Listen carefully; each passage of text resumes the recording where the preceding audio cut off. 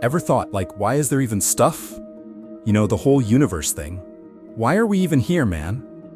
And how did all this crazy stuff even happen? These aren't just kiddie questions. For many, the philosophical journey begins with a childlike sense of aware. Remember when you were a kid and everything was just wow? Every little thing was a mystery. But as we get older, we kind of forget how to ask those big questions. The fact that we find ourselves here, in this vast and intricate universe, sparks an insatiable curiosity. Why are we here? What is the purpose of it all? Schopenhauer, this old philosopher dude, thought life was a total bummer. He was like, life's just a never-ending cycle of suffering. People who don't think about the meaning of life are just going through the motions, like NPCs in a video game. They're just living to live, without really understanding why. On the flip side, Leibniz was all like, nah, it's all good. God made it perfect. But if everything is perfect, why is there so much pain and suffering in the world? It doesn't really add up. Nietzsche was like, yo, let's not get too comfortable with these easy answers. He thought we create our own meaning. But scientists are over here trying to explain everything with facts and figures. So, who's right? Is life just a cosmic joke? Or is there some grand plan? Or maybe it's a bit of both. I don't know about you, but it's a pretty mind-blowing question. This question has been pondered by the greatest thinkers for centuries. Ludwig Wittgenstein, a super brainiac philosopher, was blown away by the fact that there's even a universe at all. And even some famous scientists are obsessed. John Archibald Wheeler, a physics legend, wanted to know why the universe, why existence itself.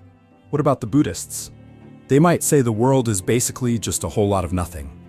We think there's a bunch of stuff out there, but that's just because we're caught up in our desires. Let go of those desires, and you see the world for what it truly is. Nothingness. As a skepticism, I'm still curious about this existence thing. But if we take God out of the equation, what are we left with? And then you realize that the why question isn't that important. What's more important is the how. And that's what leads to science and other forms of inquiry. You want to know what this existence is all about. And when you ask that question for long enough, you suddenly realize that the answer can't be explained in ordinary words. Science provides us with insights into the workings of the physical world, but it often falls short in addressing the fundamental questions of existence, because the scientific answers to the nature of reality are about patterns, forms, and things that can be measured. But when you ask what those forms are made of, it's hard to answer, because you need a category for all categories. And that's what leads to science and other forms of inquiry. You want to know what this existence is all about. And when you ask that question for long enough, you suddenly realize that the answer can't be explained in ordinary words. Physicists started coming up with ideas about how a universe could pop into existence from nothing. Stephen Hawking and others explored this. But here's the thing. These physicists are basically saying the laws of physics are like divine commands, creating a universe out of thin air. But that's not really how physics works. Physical laws are just descriptions of how the world operates. They can't call a universe into existence. Even if the laws could do that, why this set of laws? Why not something completely different? This question bugs some physicists. They start getting a little metaphysical, suggesting there might be a multiverse, a bunch of different realities existing all at once. Maybe our universe is just one tiny part of this vast cosmic soup. So, what's the deal with reality? Is it super elegant, like some physicists propose, or is it just a random messy thing? I think it's probably the messy option. The universe seems to be cobbled together with a bunch of weird rules and leftover junk. It's like asking, what are you? An animal, a plant, a mineral, male or female, Christian, Muslim, Hindu? We always put things into categories to answer the question, what is it? But the problem is, when you categorize something, it means there's something inside the category and outside the category. And we're looking for the category of all categories, right? Can you imagine what's outside the category? It's hard, right?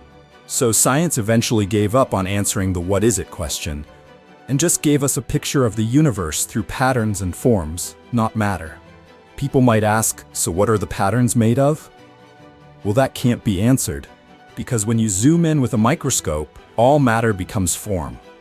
A rug that looks like matter becomes a crystal structure of nylon or whatever when you look at it under a microscope. And then the question becomes, what are the crystals made of? Zoom in again and it becomes molecules. Zoom in again and it becomes waves. But waves aren't made of anything. Matter, or stuff, just disappears. Does it really matter what it's made of? The word matter comes from the Latin word ludere, which means to pretend. This world is like a musical phenomenon. Good music is only about the music itself. You don't ask the composer, what's the meaning of this song? The song is just what it is. And it's the same with life. Everything appears and disappears, constantly changing. But if you get stuck on a particular form, it's hard to explain. Because your form creates duality. You are somehow the same as your form. You think that somehow your form has to exist forever, so you feel this instinct to survive. So there you have it, the mind-boggling mystery of existence. It's a question that's been pondered by philosophers and scientists for centuries, and we're still no closer to a definitive answer. But that's okay. The fact that we're even asking this question means we're curious. We're engaged with the world around us. And that's pretty cool. And remember, even if we never fully understand why the universe exists, we can still make the most of our time here. We can create, we can connect, we can make a difference. So go out there and live your life to the fullest. Because who knows, maybe one day we'll figure out this whole existence thing. Or maybe not. But either way, it's going to be a wild ride. We all gaze up at the night sky and feel a sense of awe.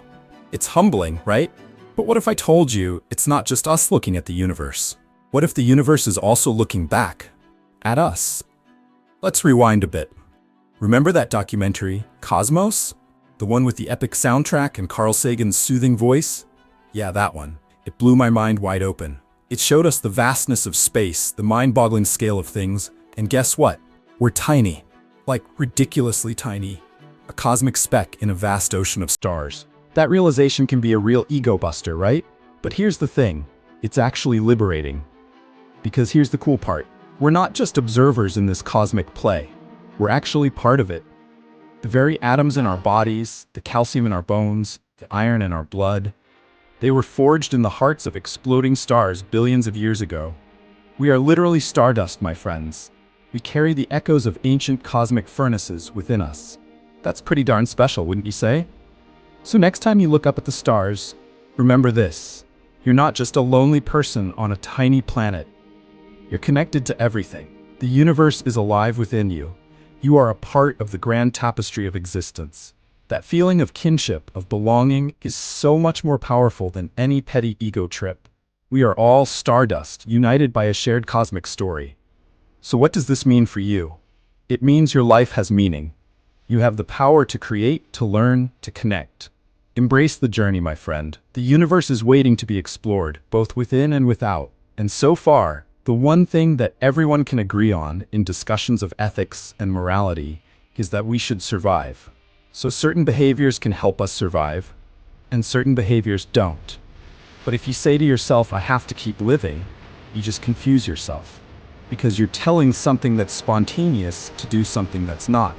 It's like a little kid being forced to obey, but having to do it of their own free will. We tell ourselves we have to keep living because we're not living in the present moment. We're always thinking that the good life is in the future. But hey, you know what? Only fools hope for the future.